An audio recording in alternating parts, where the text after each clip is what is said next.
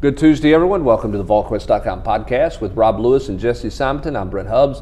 Austin Price with his family taking care of a few things. So just the three of us here today, but plenty to talk about with this Tennessee football team and an open date at 5-5. Everybody had Tennessee 5-5 at this point, right? And certainly had them 5-5. Maybe in August, not in September. Certainly not in September, but Tennessee a winner over Kentucky on Saturday night in Lexington, and now Tennessee getting a much-needed open date and a chance to kind of recharge your batteries, heal up a little bit. Jesse, I know you did the review piece, and Rob, I want you to jump in here too, but after looking at it and rewatching the game, what's your takeaway from the win Tennessee had? What's the biggest, kind of the couple big takeaways you had from the win? Well, they made one more play than Kentucky, I think, is if you want to just kind of distill it down to the most bare bones, whether it was on the goal line or then the bootleg. They certainly made a bunch of mistakes. I outlined a bunch, it's kind of a running list. But they kind of, the players used the phrase, I think, a couple times, in the post-game interviews, they bowed up on the goal line. And then they were able to get the first down to win the game, and that ended up being the difference. They gutted it out. Rob had a gutsy win in the 4 takes immediately, and I think that does kind of distill just kind of how we all felt leaving Lexington super late, right, Rob? Yeah, I mean it wasn't pretty. Wasn't pretty. But how many games in that series have not been pretty? Where Tennessee was even a 3-touchdown favorite, and suddenly it's a ball game. My biggest takeaway is just compare this team today to the team that lost in horrific fashion to Georgia State, a little over 2 months ago. I mean, that is my biggest takeaway. Is just the progress that they've made, and I think you're big on this stuff. I think they have an identity now, whereas I don't think they did at all in September. I don't think they knew who they were, and I think like all good. And I'm not saying they're a good team, but I think they're headed that way. Like all good teams, I think they're taking on the identity of their head coach, which is kind of a tough. No nonsense, not pretty, no frills, but tough and effective. Yeah, and I think there's just, and you said this, Jesse, afterwards, that had Tennessee not got to stop at the goal line, then the review piece would have been kind of 1 step forward, 2 steps back, or 1 step forward, 3 steps back, whatever. It's still kind of the same thing. Maybe it's 2 steps forward and a step back. There's signs, and they're progressing. And then there's those moments where it's like they almost can't get out of their own way with some of the mistakes. Covering up a receiver on a touchdown play, which is just a rudimentary mistake. Trey Smith diving on a pile, which is just a bad football play that you shouldn't have. But then you flip it over and you look at the last 2. And this is a defense that their defensive ends couldn't block, couldn't play the option for almost 3/4 of football. But then at the end of the game, when you look at it, and somebody put this on the board, you go look at that 4th down play, there's about 4 guys who were going to make a stop there. Jeremy Pruitt called the perfect play call. He and Derrick Ansley knew what was coming. But to the players on the team, they executed that one to perfection. Nigel Warrior's in a great place to make the play. Henry T's coming in to clean it up if Batuli can't get him to the ground. Blakely, I think, is going to get him on the ground without any help. Batuli's there. It was just like you draw it up on a board. And you have those moments where you see this team do things like that and you go, wow. But then you have the moments where they're still learning how to do it consistently and still figuring out how to win. And I think that's my biggest takeaway from Saturday night. They did find a way to make those 2 or 3 extra plays to win the football game, which they couldn't do against BYU. They couldn't do it times last year. They haven't been able to do it times over the last 10 years, to be honest. Their ability to finish the last couple of weeks, just from the second half on, has been impressive. And I gave kudos in my review piece. I do think, despite as flawed as this team still is, you're seeing kind of why a guy like Fitzgerald was so important, and the continuity and the bringing him back, kind of, basically holding him off from Maryland a year ago. Because whether they're the bigger, faster, stronger, whatever, they're not wilting in the second half anymore, which you had all those numbers a year ago that they were just getting boat raced after halftime. And so despite an offense that at times is clunky or can't get out of its own way, the defense is bowing up and it's giving their team a chance. Part of the reason this game was a pick-em is because both of those teams were super flawed. They were, when you put it out, the margins, total offense, total defense was like 0.6 for Tennessee and 0 for Kentucky. They averaged the exact same amount of yards per play. They were both terrible in the red zone, and they weren't neither team was very good on third down. And we basically saw all of that on Saturday night. And Tennessee just ultimately got the one stop in the red zone that made the difference. Yeah, and because of that, Rob, they're 5-5 with 2 to play, and opportunities abound for them that no one saw would be coming in the coming podcast, and the rest of this week and next week we'll talk much more about Missouri and even Vanderbilt down the line. But when you look at this team, and Jesse's going to have this later this week, open date to open date, it's really the growth. When I think when you go back and look 2 years from now, and I'm not saying 2 years from now Tennessee's going to win a championship. I'm not going down that road. They've got to upgrade the roster. They don't have near enough talent. But I think when people want to know, is this the game that they're back? Have they turned the corner? I think we may potentially look at this 5-game stretch between open date and open date where they found footing. They got out of rock bottom. There was a bottom to rock bottom because during this stretch, open date to open date, they have started to climb a little bit, which is a credit to this coaching staff and his players. I mean, one of my big things about this preseason, this whole rebuild is, Tennessee. I mean, I know some fans don't want to hear it, but you don't compare yourself to Georgia right now. You don't compare yourself to Alabama. You need to start beating South Carolina, Kentucky, Vanderbilt, and Missouri like you did for decades. And they just, and that's what they just did. I mean, which program do you think is heading in a better direction right now, South Carolina or Tennessee, after this weekend?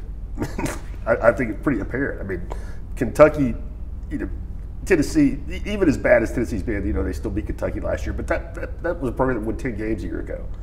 And after Saturday, it feels like Tennessee's certainly headed in a better direction than them. You're not ready to compete with Georgia. You're not ready to compete with Alabama yet. But it just feels like the dark days, the humiliation of losing to Vanderbilt, of not being able to beat South Carolina. It feels like those are in the past. Well, I mean, this was on Twitter. I saw on Monday, but it was out there that if Tennessee wins the next 2 games, Jeremy Pruitt will have won as many SEC games in a single season as Butch ever did. Yikes! In year 2. And they're 3-3 in the SEC right now. I agree. I mean, Chiswick had the thing. He talked to me a lot, and I had that column this summer just about Tennessee can't be worrying about chasing the tail of Alabama and Georgia right now. You got to climb that ladder in the East first, and they're starting to do that. The question moving forward, and I do think it's going to be kind of like two-sided, is Jeremy Pruitt is starting to lay down the foundation, the identity of what this team is. The question is, what can they start to get a year from now when we look forward from some of the other parts of the roster? Because, Pruitt continues to talk about how young this team is. Another one of my takeaways from Saturday is the foundation and backbone of this team is Rob's Butch Jones orphans. I mean, it's these guys that are leading the way. And it is not just, Pruitt likes to say, we only have 7 seniors or whatever. Well, it's those guys and then a whole bunch of juniors that have been here for years and have been castigated and written off. McCullough's going to be really good, I think. He was bad on Saturday. Mm-hmm. He was a freshman. He was a freshman. And you know what they were able to do? They were able to put Theo Jackson in the game, who's played a lot of football the last year and a half, and he was pretty darn good. And it's just down the line with those kind of guys. Bumpus, getting him back has been big. That was one of the better games Matthew Butler's played, especially in the second half. Now you're sprinkling in the great Toa stop. Sure. Aubrey Solomon was fantastic. But what they're getting out of these guys from the Butch Jones regime and how those guys, and the staff deserves credit for developing them, no doubt, and getting kind of the best out of these, misfit of toys. But these play, you have the column out on JG from Garantano on down. There's a bunch of guys that deserve credit for kind of the way that they've persevered. And this was a group that no one thought knew how to win, and suddenly they've strung together 3 straight wins for the first time since 16 and have a good chance at potentially running the table and heading into January with really optimism. And they won't be here next. One of these guys, we'll see about JG, but a lot of these guys won't be here next year. But the Darrell Taylors and Batulis and these guys saying, we want to leave this place better than when we got here. they are well on their way. Well, I think two things happen in that, and I think this is the lesson that young coaches have to get quick, Rob. Particularly if you're a first-year head coach, and if that's going to be a guy going to Arkansas, if that's going to be a guy going to Florida State, whatever, you cannot just send the guys who aren't your guys packing anymore. Nope. You used to be able to do that, and you can do that in basketball. You can flip a roster really quick, in basketball anymore. But you got to have them. And so what you've got to do is you got to figure out, one, how to coach them. Two, figure out what they can do and play to their strengths. And I think when you look at this roster, this team, and you look at this open date to open date stretch, I think that's as much of anything that this program has accomplished. Coming out of that open date at Florida, they said, okay, this is what we are. Maybe we can't be everything we thought we were going to be. Let's figure out how to do it with this collection of players. Let's get them to buy in, and let's figure out how to, figure out how to win football games with these guys. I think a year ago there was so much of the we're going to do it my way, which we're going to do it this Alabama way. We're going to do it this, that, and the other, and the fault was the fact that he didn't have any of his players, and it was he inherited this mess of a roster. The roster, he's got an influx of good freshmen who are contributing, but it's still the core of the same guys he was playing with last year.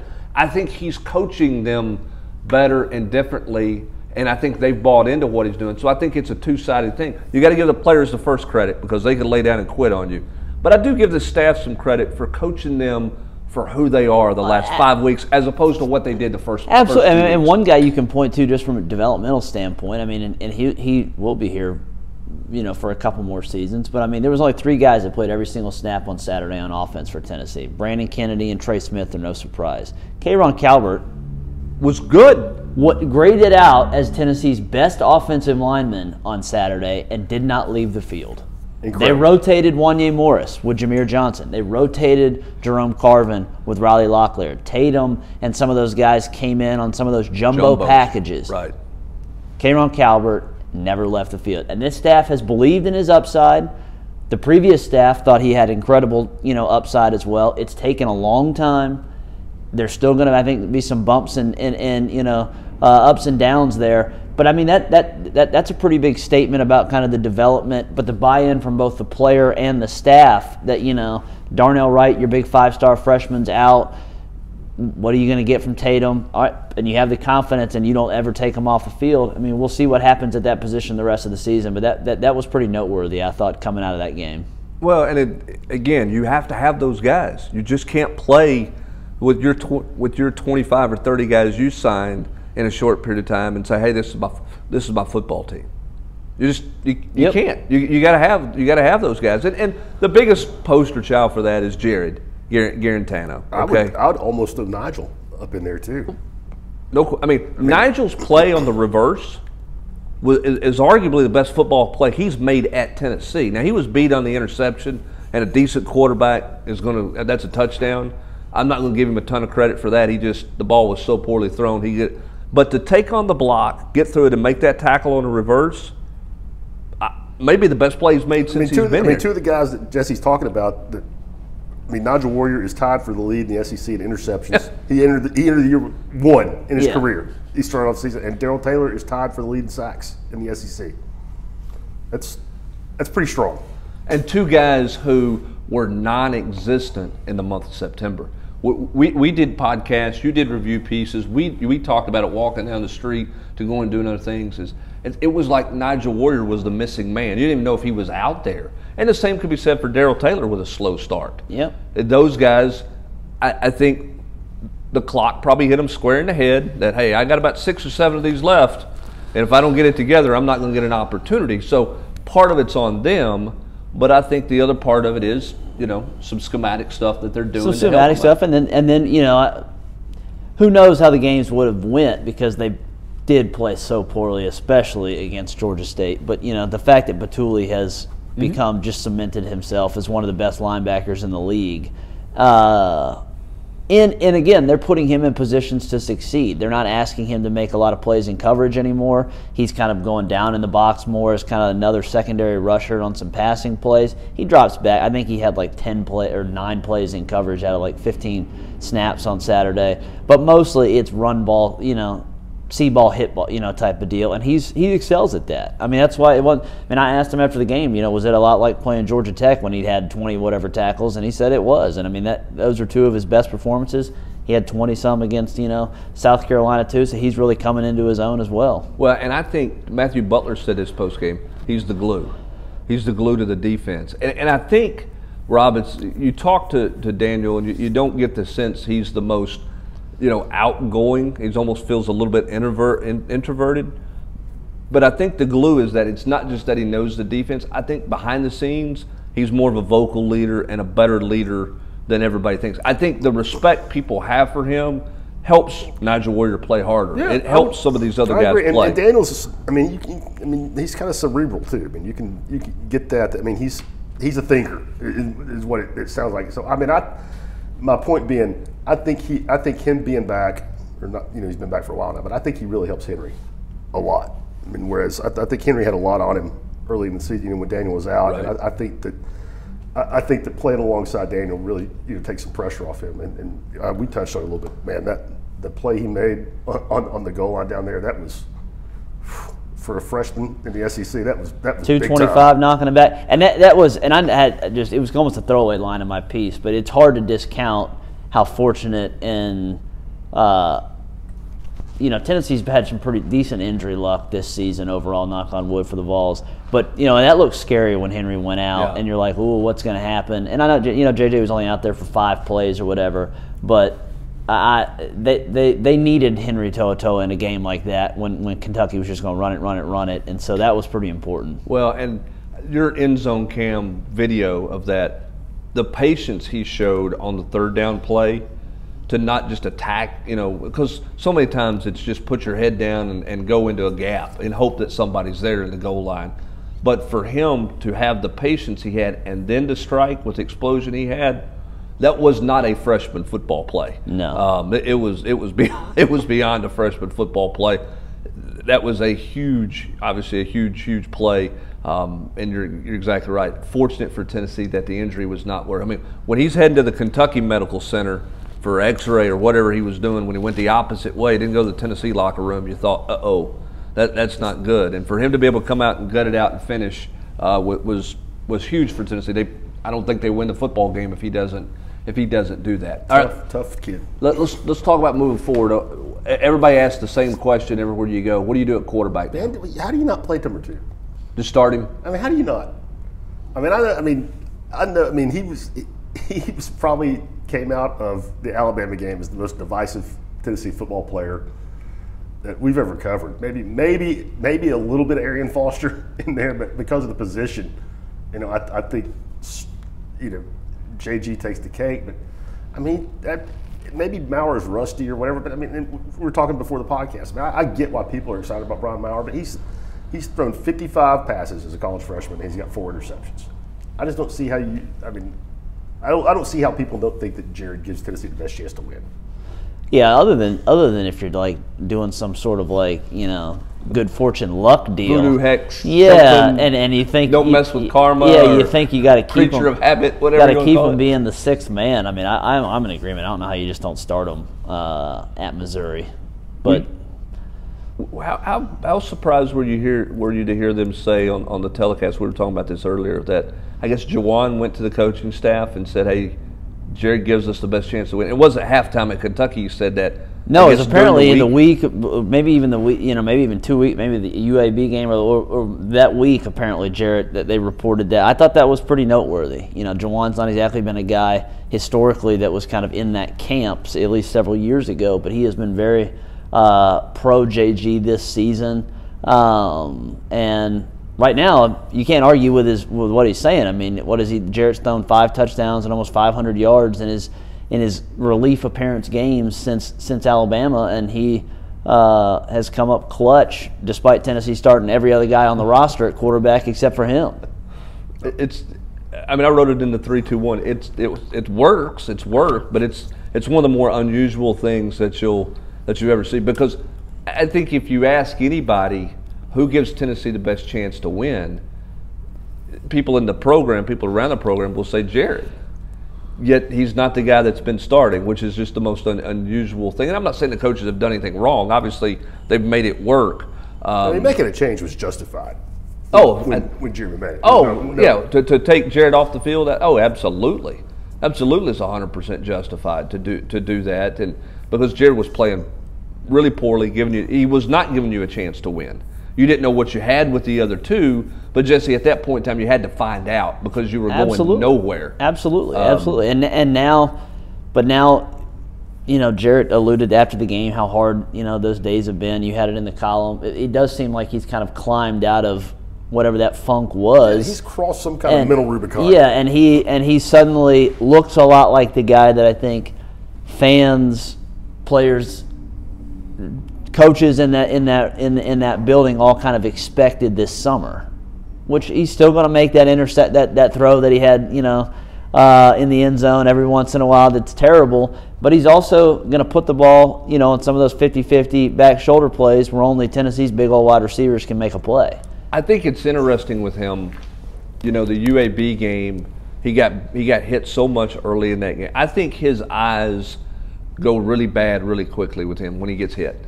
Because I think it's just because he's been hit so much in his career that I do think he starts, I don't want to say seeing ghosts, but he starts people watching at the line of scrimmage. Saturday, he's got the best pocket he's probably had all season long, and as a result of that, the accuracy's better. His timing seems to be a little better because he's not looking for anything around his feet, so to speak. And I do think that the cleaner they can get, and this is true for any quarterback, but given all he's been through, if you want to keep him in rhythm, just keep him upright. Well, he was also, you talk about not seeing go. I mean, he did read the field well on Saturday, and when he saw that Kentucky was in bail quarters or that he had avenues to run, he took off and ran. He got Tennessee 5 yards or 10 yards. Tennessee only had 3 gains over 10 yards all night, and all 3 came from the quarterbacks. Well, the fact that he was a leading rusher, I mean, is the most un-Tennessee, or maybe the most Tennessee thing ever, Rob. That the guy who lost his job has come back and left the game in a must, in really a big win and a much needed win as Tennessee's leading passer and Tennessee's leading rusher. I don't think anybody would have won a bet on that one. There were a lot of surprising things in that game if you just look at the stat sheet. But the fact that Tennessee could not run the ball on a Kentucky team that was giving up 5 yards, a carry to opponents. That one shocked me. Well, and they didn't really try. I think that was the other thing that jumped out. And Chaney was at the quarterback club on Monday, and this was an interesting take that he had. Somebody asked him about the evolution of offense, talking about the spread offense, and he said one of the biggest evolutions in offense for him was the emergence of Randy Moss, and that it was throw it up, let him go get it, explosive plays. And suddenly offense was about not turning it over and making explosive plays, cheap points, getting vertical, getting all those types of things, and much less about balance and some of this other stuff. But there are times where that's what he does, is it's all about a chunk play, and he almost forgets a little bit about the run game. And in that game, at the end of the game, you're kind of looking around and going, boy, they didn't feel like they gave the running game much of a chance. But then you see the turnover with Ty Chandler, and you go, I'm not sure they can run it to the right side. And also in that first half, they have 4 possessions, 3 and outs. Five with the possessions, last. 3 and outs, and the last one was into the half. And so once they got the lead, they did try to run it a little bit. I've not looked at this. How many times did they run it to the right side against UAB when Jared was on the field? Oh, I could go back and look via I'm going to go back and look at that because I wonder, we talked about the hand and everything. If you go watch, it's clunky when he tries to hand off to the right side, which was the play that Chandler fumbled on that was wide open. But, I wonder how many times they've actually tried to run it to the right since Jared's played with the cast on his hand, because that one looked awkward. Well, and then UK sold out on that run at the end, and that was why the bootleg worked. Because everything was going left. Yeah. So good play call there for sure. What's Tennessee need to accomplish most this week? Is it just health? Yeah, I mean, Just rest and obviously, health? it's just they're just going to be. It's just I think a lot of the staff's going to be in and out recruiting anyways. So this is a week for some younger players, your Elijah Simmonses, those kind of guys to get, even more work. I don't think, Bryce Thompson and some of these guys aren't going to take a practice rep. I'd be surprised if they did. I mean, with only 2 to play, you kind of are who you are, right? Yeah, I think so. But I mean, I also think that like for some freshmen like McCullough, who we talked about a little bit, for Crouch, I mean, this can be a big week where you can kind of, coaches kind of take a step back and you've got a lot of tape to look at. Here's what you're doing well. Here's where, if you want to stay on the field, you can't do this anymore. That kind of stuff. What do we think of Missouri 2 weeks out? Golly, how hard are they to figure? I mean, they're 2 totally different teams at Home home. and away. They actually do have metrics-wise are pretty good defensively, and they showed some of that in the Georgia game, in that they held Georgia to a bunch of field goals. Now Georgia's had some red zone issues this year, anyways. But Missouri could have lost, 50-something to nothing if Georgia had gotten touchdowns, but they kind of bowed up in the red zone. Considering Tennessee's own red zone struggles, I think that's going to be a big emphasis next week on the practice field. But, as Rob said, they're hard to figure because they're 2 totally different teams, home and away. They haven't scored, Tennessee's final 2 opponents got outscored, 80-something to nothing. And is Kelly Bryant back? I mean, is Kelly Bryant back? That's enormous. Yeah, so we'll see. We may find out a little bit more about them when they play Florida this week, because they'll be back at home. Do they rally? Or are they kind of done?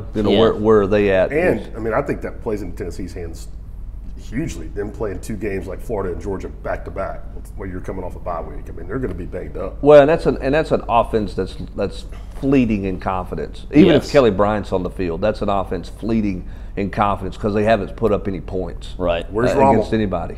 Where's Rommel? I mean, just the Kelly Bryant experience. I mean, I know he's not been healthy, but even when he was healthy, there was a real filling out process. It seemed to, it almost felt like their offense was a little different than what he thought the offense was going to be. A little bit more running him, and his talk when he went there was about being a pro-style quarterback for the league and all this other stuff. And he didn't have some of the weapons that they've had. No, they still got the really good tight end. So that'll be kind of the guy that Tennessee circles. Alberto? Yeah, Alberto. And then Roundtree you talk about pride. I mean, Missouri's running backs have just run roughshod over Tennessee the last couple of years, and Roundtree's still there. And he has not had a great season, but he does at least have some ability. Be an interesting watch on Saturday between Missouri and Florida to keep an eye on as well. And that could be an ugly-ass game, though, because that's going to be, it's 11 a.m. kickoff or whatever. So. Who wants to be there? Oh, Which one wants to be there? Let's jump to recruiting. Tennessee picks up a commitment out of the blue from a 2021 prospect athlete Kids on out campus, of Virginia. He's on campus on Sunday after a road game. Lesson here: recruiting never stops. No, I mean, it's always going. No, I mean Ansley. Some of these guys are already out of town, but that's one of those ones. A lot of times with the underclassmen, that's where your quality control guys and other guys they kind of get their teeth in early with some guys, especially with those kind of guys are the guys that are so heavily involved in the summer camps. Mm-hmm. Your Joe Ossovets, your Jeremiah Wilsons, your Brandon Diedrichs, those guys kind of behind the scenes for Tennessee. And so this is a guy that Tennessee offered. They were one of the first to kind of give him that offer this summer. Maryland, Florida State, Kentucky, some others. A lot of those kind of in the Potomac out there. I think Virginia Tech were involved as well. But get him back on campus. He's long. He can run. We'll see. It's an early deal. I think the bigger deal is kind of what's going to happen, with Tyler Barron. How, he had kind of his ominous tweet coming off the heels. I don't want anybody to know what's going on, but I'm going to tweet out my decision is looming. Yeah. So we'll see on that front. Tennessee, again, it did not hurt at all that Tennessee beat probably their biggest competitor for Tyler Barron, although I don't think one individual game means a whole lot. I'm a big believer in that the kids are going to make their own decision, not just based on a win-loss that they saw. But, the fact that Tyler was there, Octavius Oxendine was there, AP and I laughed in the recruiting thing for Sunday, and, Chris Morris, everyone in the world knew that was going to happen, that old Chris was, that he was not going to shut his thing down at all. So I think all 3 of those guys are kind of ones to watch for Tennessee. Octavius and Chris, though, Tyler, we'll see about. He originally it was going to be his birthday. That was in late October. Now is it going to be closer to Thanksgiving? We'll see. The other two, they are going to be signing day decisions. Octavius has already announced that December 15th or 18th or whatever that day is. They are going to be December first day of the early signing period decisions. Yeah, and I'm with you. I don't think one game makes a difference, but it is when your finalist is the other team playing on the other side and they're celebrating at the end, and then you're going into a recruiting lounge to hear a song and dance from the losing coach that says, we need you, this, that, and the other. But a bunch of guys and are friends with on the other side of the field are over there celebrating.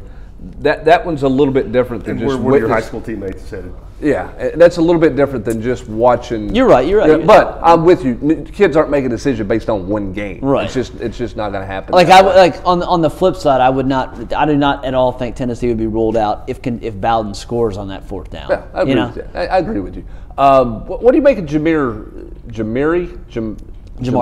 Butler? What do you make of that? That was, again, another one surprising. Jesse knows better than me, but I watched. What I know about him, I like him a lot. I like kids that are two sport guys, and I think just because nobody knew who he was heading into this year means nothing. Yeah, and he has a decent offer list considering this is the first season he's played high school football. It's Texas A&M and Nebraska, and he's got some Ole Misses in there. I'm blanking on a couple others that he technically has visits planned to. We'll see if he takes them. Again, another camp guy. He was here this summer.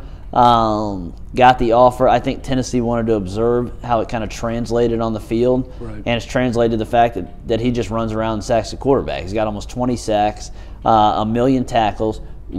He's a basketball player that thought he was going to be able to go, high level D1, and he does average, I think 15, 18 points on the hardwood, but it just didn't translate. So some folks got into his ear this summer, apparently, which is how he camped at a bunch of places and started to earn some, maybe not committable offers this summer, but hey, we're really intrigued by your upside. Runs a 4.6, 4.59 at a Nike regional camp.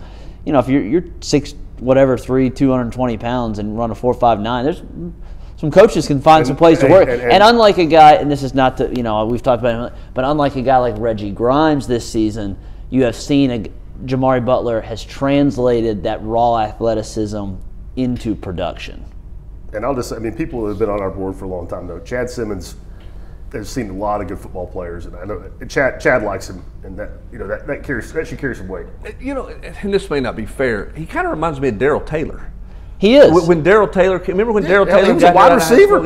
He's a wide receiver. He's thin. He plays a little defense, but it's one of those, the upside's there because he's got all the measurables, but you didn't know. And watching him, he reminds me a little bit of Darrell Taylor. We'll see what he turns into. Darrell like 215, 220 with that. It's hard to believe, but that's a fact. Yeah, it kind of reminds me of that one. And those guys, sometimes those guys turn into, if he's got the right mentality, turn into really. Well, and the other thing is, too, Tennessee can't exactly afford to be picky here. No, because that's a position and so if you get a guy that has that sort of just immense upside, there's various scouting people that think that this kid, does have, a very, very, very high ceiling. Don't know what his floor is because he is just so green and it's only played. Again, this is the first year he's played football since the 7th grade. But, you lose Jordan Davis, you lose Ojolari. Not crazy about Grimes.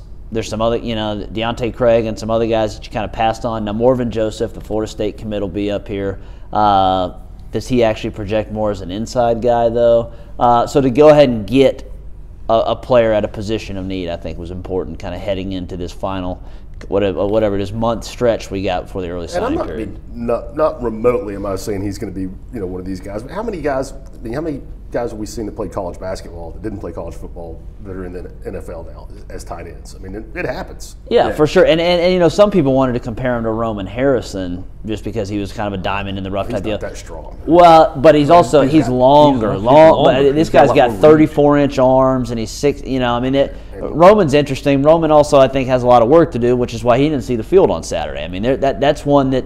But he's also strong as an ox. But I think with Roman, it's going to. What you're going to wonder about with him heading into the spring, where does he play? Yeah. Because maybe he's at a position where they have to have bodies right now. but he's not getting a ton of him and Crouch both. Yeah, I mean, is he more of an inside guy than he is an outside guy? And is that something that they will look at during a bowl preparation if they get to 6 wins? Certainly in spring practice as well. I don't know. He's had a hard time. I'm not surprised that he's had a hard time. I think the athletic ability is obvious, the strength is obvious, but the transition to where he's playing has been tough for him, and that's limited his snaps throughout this season. All right, so there's a little recruiting update for you. There's some football up for you. Tennessee basketball team is playing Murray State in the ever popular 9 p.m. start on a Tuesday night in November. But Rob, I think when you look at Tennessee, the injury stuff is the concern. You know, just this team's not healthy. No, when are they going to get healthy? I think that's one reason. You know, I mean Josiah is healthy now, but I think he missing like basically 3 weeks in October was big. I mean, that's put him behind for sure.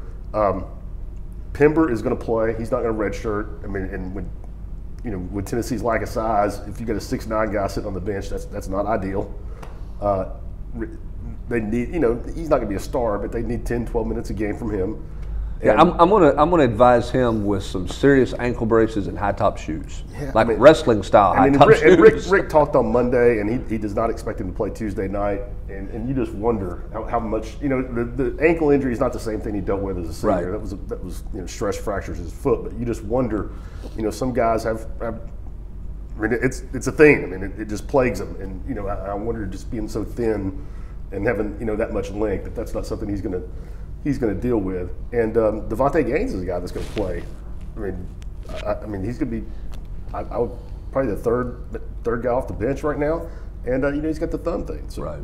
And Pons has been a little bit beat up. Been a little gimpy, but I mean, God, that kid's an ox. I mean, he is tough, and that's really you can't tell much right now at all. Exhibition game, and the game last week against UNC Asheville overmatch. I really like the move of Pons down inside. Yeah, I think that's. I think that's going to help tremendously.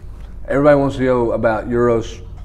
Man, it just seems like a stretch, doesn't it? It does, and I've written about it. I've talked about it. Rick talked about it again on Monday a little bit. That they're still hoping, but as I understand the appeals process, the stage that they're at right now is designed from the NCAA's standpoint of being an avenue for you to present new information that was not available when you made your previous argument. And I don't think Tennessee has any new information to present. I think they're just basically saying, hey, would you change your mind? Right. Will you look at it one more time for me, please? So Tennessee plays Murray State tonight. We'll get a little better look at the Vols. We'll see if the senior backcourt can play a little bit more to Rick Barnes' liking. I bet they do. I bet they don't turn it over as much and take as many out-of-character shots. What do you bet? I would say that's a very safe assumption. I think it's been a tough week for those two. And then practice for it. We'll learn a lot about this basketball team coming up on Saturday. When they're ESPN Plus, ladies and gentlemen. This is your chance to get it. Is that right? It's on the Plus? For Tennessee. They're not moving a football game. Yeah, for Tennessee and Washington in Canada. So that's coming up on Saturday. We'll learn a little bit more about that basketball team then. As we go out the door here, and we're a little bit long, but I do want to do this. Quick thoughts on what you saw out of the Alabama-LSU game, and give me your thoughts on where Arkansas is going to go and how challenging is the Arkansas job. I think me and Jesse would both agree. We were surprised there were that many points scored. You didn't see a shootout coming? Not 40 something to 40 something. 86 points. No. Neither one of us. I was not surprised that LSU won the game. The stat came out, I think, on Monday that Alabama's given up almost it's like 5.86 yards per play in the SEC this year. That is the exact same amount of yards per play that Oklahoma is giving up in the Big 12. It's amazing. That's crazy. I mean, their defense. What a crazy stat. I mean, I'm not surprised at a lot of things. I just never thought I'd see Alabama play defense or not play defense the way they are. I mean, and if you think about it, the last couple of times they've gone toe to toe with big boys, they've been. I mean, the scoreboard has been dinging. I mean, Kyler Murray. I mean, once he Oklahoma figured out some things in that second half.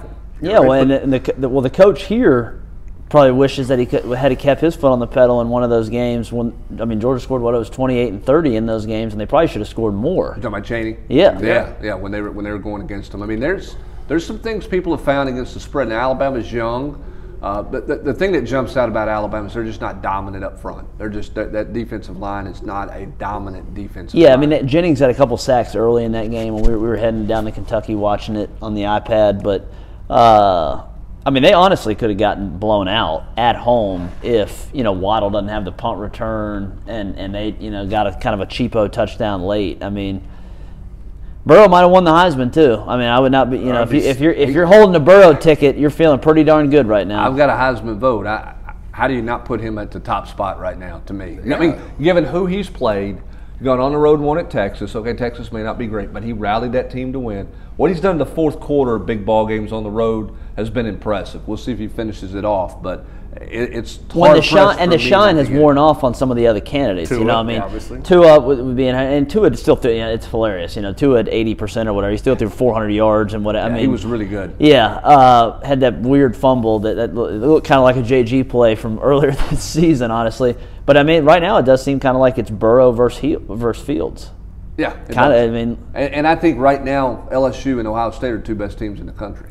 Yes. If you were doing your playoff four, I mean, that's 1 and 2. And Fields' teammate would have been on there, but now Chase Young deserved to be in the conversation. I mean, because he probably is the single most dominant player in college football right now. Who's your other two playoff teams? Clemson. Clemson's going to make it. I mean, just we did a classic 5. I think people are going to freak out. And it's going to be every columnist's dream, but I think Bama. It's going to be unless Georgia beats LSU. Yeah, because right now the rankings will come out, and I think Bama will still be 4. Can Oregon get in there? But I think it's going to be between Georgia, depending on if they always have to win this weekend at Auburn too, which isn't going to be easy. But if Georgia wins out and then beats LSU, or Oregon wins out, which means they would have a win over Utah. They got to beat Arizona State, although Arizona State Herm's shine is kind of wore off a little bit. They did almost come back against USC, but I think those are probably the teams. I think Alabama be favored by 2 touchdowns. But how many people are going to go no Alabama just because of the flack that, I mean, everybody's a little bit. Chris Lowe said this on the Nation today. There's a little bit of a burnout factor with Bama. There is, and right now I think it's going to be because here's what we know about the playoff thing thus far is that every team is not actually evaluated the same. The way they say it, they claimed it, but that's not. They talk about it's who you've beaten. Alabama's only beaten 2 teams that have a winning record. One of those teams is Texas A&M, who people think has largely underperformed this season. Their best win will be Auburn if they Well, and so I'm just saying, if you're just matching up, Oregon has beaten a couple top 25 teams. Georgia has beaten a couple top 25 teams. So you start going down. What we'll see kind of how it measures out. But I mean, Georgia's if they beat LSU, they're in. But otherwise, they're going to have 2 losses and be out of conversation. Yes, 100%, 100%. And they got to win this weekend at Auburn first, which is not going to be the easiest laydown for them. Although one would think that Georgia defense could give Nick some issues because he's I don't want to say he's hit the freshman wall, but there's clearly a book on him in terms of how to defend him, and it's been harder for him. Might be the book on Gus. Maybe it is the book on Gus. As we go out the door. Speaking of Gus. Speaking of Gus. Arkansas. What do you think? I mean, I would put Mike Norvell as leader in the clubhouse, wouldn't you? Yeah, I just wonder if he holds out and says I can get a better job. I mean, that's certainly would be something I would be. I wonder how far they got to go. He's at a school that's openly challenging the NCAA, though. How many football coaches want to hang around for that? Exactly. Memphis is flipping the double bird at NCAA. Memphis is giving the NCAA the Rashawn Golden here. But he could get Florida State. He might get Florida State. That's what I'm saying. I think he's going. Arkansas is going to have to wait to see who Florida State gets. I think because if they're trying to swim in those same waters, hands down. That's a better job. So the question is, do they end up with a guy? A lot of people think that Leach wants to get out of Pullman. Does he go there because I don't think his buyout's that much, or does Arkansas end up going way down the list? And I think this guy's a fantastic coach. But you talk about not winning the press conference. Folks in Fayetteville will riot if they end up with Willie Fritz. But Willie Fritz is a darn good football coach. He is a good football coach. Mike Leach. They got a losing record. I think they're 1-4 in conference play. He's talking about zombies. That's not really cool in press conferences when you're 1-4. It might play out there, but I don't know that plays down here. But I think Fayetteville. I think the Arkansas people would say what we've done lately isn't working. We need to get weird. And Leach, he also would not be part of their problem is they keep zigging and zagging from you want to be different than the last guy. So you go Petrino to Belima to Morris, and now you have a roster that's just you talk about misfit toys. At least Leach would be running a similar type spread scheme that Chad Morris is recruited to for 2 cycles. Outside of Vanderbilt, is Arkansas the hardest job in the SEC, football-wise? It's gotta be. When you look at the recruiting world and playing in the Western Division. Mississippi State, there's better players in Mississippi. Yeah, but they're also Alabama gets every one of them they want, LSU. But where's the Arkansas recruiting base? It's Arkansas and Texas. Well, that's why they hired Morris, and he couldn't get any Texas kids. Which I just think that's a really, really hard job. I do. I agree totally, but I threw Mississippi State in that conversation. Mississippi State just had 3 guys drafted in the first round, though. Facilities, Arkansas, you go back years where they've had Darren McFadden and that's true. They had some good players there, no doubt. They've had success. It's not like Bobby Petrino won 10 games there. It's not been that long. Not been a. You know what they need? I still think that's. They need some helping. It's Houston Nuts going back. You've been there. Facilities-wise, it's Arkansas versus Mississippi State. Yeah, Arkansas's facilities are nice. There's no doubt about that. Any chance Walmart money, baby. Does Gus leave does Gus leak his name out there just to create chaos? He's going to go 8-4, and half, maybe more than half the people are going to want to fire him. Oh yeah, at Auburn. But he's also what is it? Is it 20 plus million still? It's something insane. They would have to fire me. I wouldn't leave town and leave 20 plus million on the table. But he might pull off the upset and beat Georgia and then everything. That's the greatest. That's the great thing about Gus. Every time they're getting ready to pull the plug, he beats one of these 2 teams at the end of the year and gets and not only do they save his job, he gets a raise and an extension out of it. He's in a New Year's Six bowl, and they still, half the fan base still wants to send a movie truck to us. It's crazy. All right, we went long on the podcast, but I wanted to get your all's thoughts on a couple of those topics not related to Tennessee at the end. All right, that's going to do it for this edition of the Volquest.com podcast. For Jesse Simon and Rob Lewis, I'm Brent Hubbs. Have a great Tuesday, everybody.